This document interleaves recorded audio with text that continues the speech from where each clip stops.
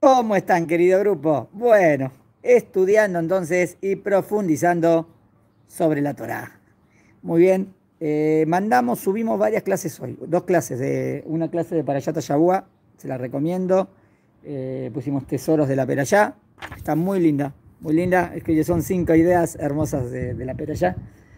Después, otra que empezamos a analizar, que significa Kedoshim Tihu Kedoshani, seréis santos porque yo soy santo, cómo uno se puede asemejar a Shem, también. Hicimos otra tercera clase recién sobre el tema de la creación del mundo y los milagros. Y ahora, una cuarta clase, ya les subo hoy, así que tienen para estudiar, después seguimos más, siempre que podemos. Muy bien. Estamos estudiando un libro de ciencia de Torah que es del Rabbi Yosef Bitton. Saben que me gusta enseñar lo que él escribe. Estamos en la introducción al libro. Y lo más importante que el Rab plantea es que, obvio que voy a tratar siempre de hacer las paces entre la Torah y la ciencia. Y cuanto más demuestro, porque la Torah es el libro de Dios y la ciencia también es el libro de Dios, la creación. Así que todo viene de allá. Nada más que quede bien claro. No tengo que amoldar la Torah a la ciencia. La Torah es lo más importante. La Torah es absoluto, la Torah es la palabra de Hashem. Ahora, si a través de la ciencia como herramienta puedo demostrar la perfección de la Torah y todo lo que dice, genial, es lo que hacemos, porque sabemos que van de la mano.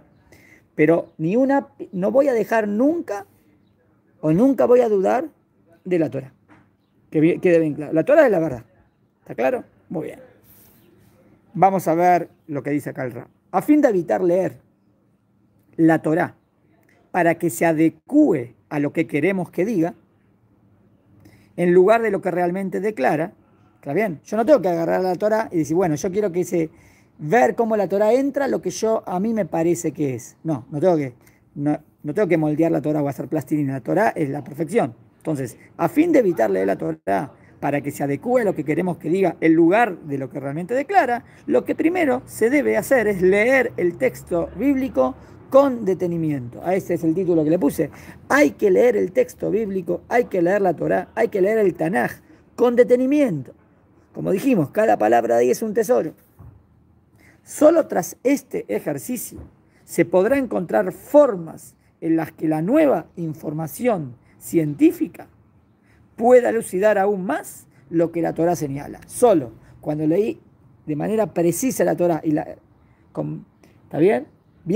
Ahí voy a poder, a través de la ciencia, encontrar un montón de cosas como lo que la Torá dice corrobora perfectamente lo que Hashem nos enseña.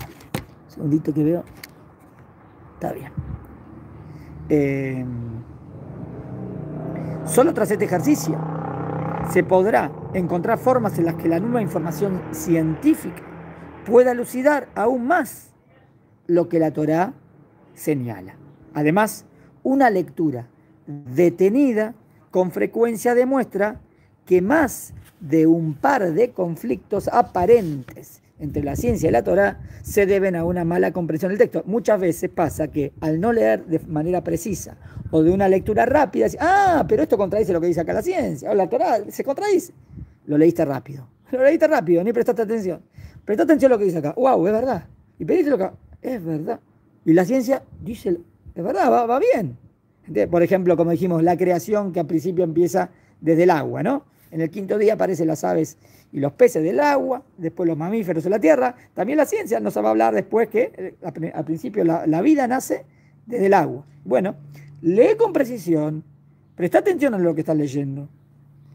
Y muchas veces, si vas a ver una contradicción, se debe a una mala comprensión del hebreo bíblico y de sus matices. También tienes que conocer bien el hebreo, lo que dice la Torá.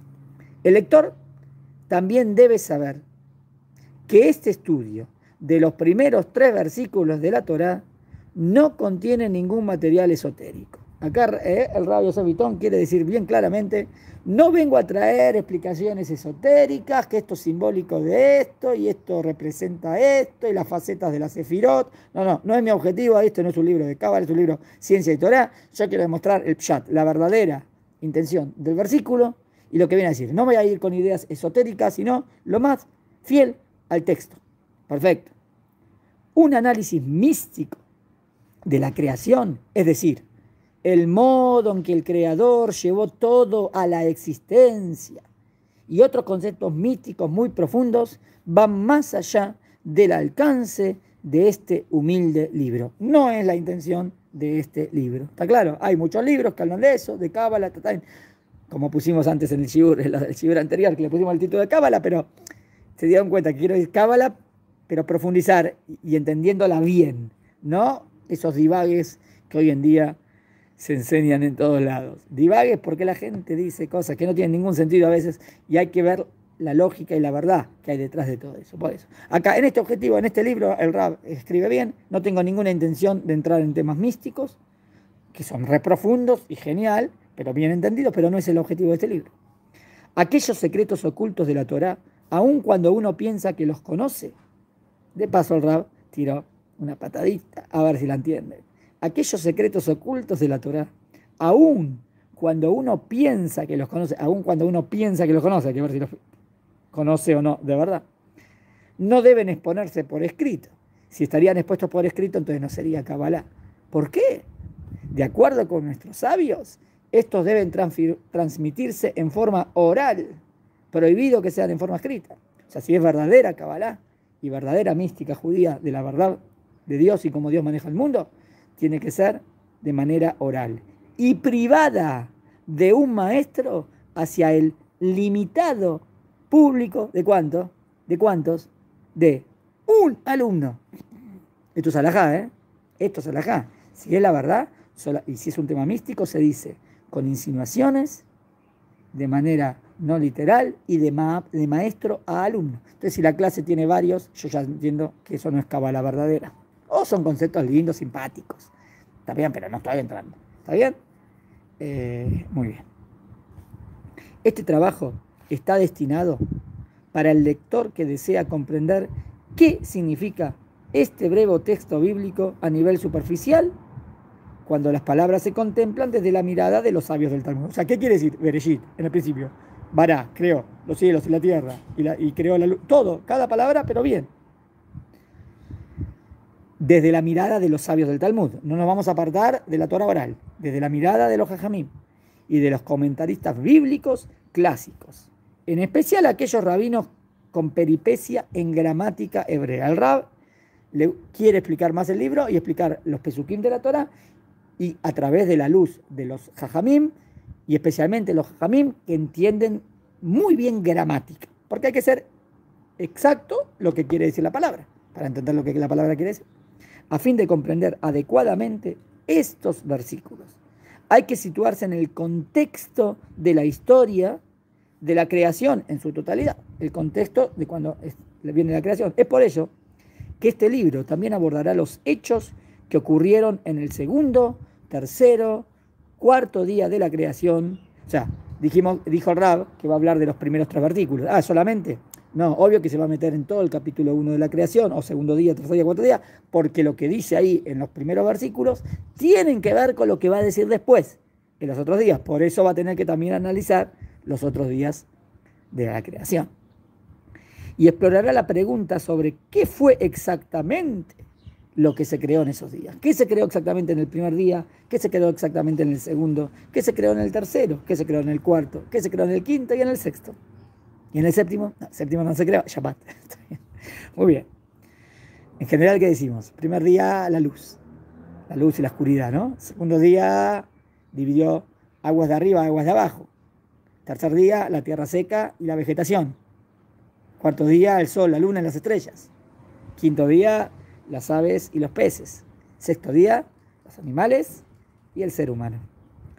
En la primera parte analizaré las ideas que transmite el versículo 1, en particular la noción de la creación ex nihilo. Un capítulo especialmente para analizar la creación de la nada. Es decir, la creación del mundo desde la nada mediante la voluntad del Creador Todopoderoso. Obvio, Dios con su voluntad, Dios y su voluntad, decide, Dios que su voluntad, o la voluntad de Dios que tiene que ver con Dios, decide crear el universo.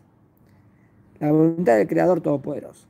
Esta es una creencia central del judaísmo. Central, como marqué en la clase anterior.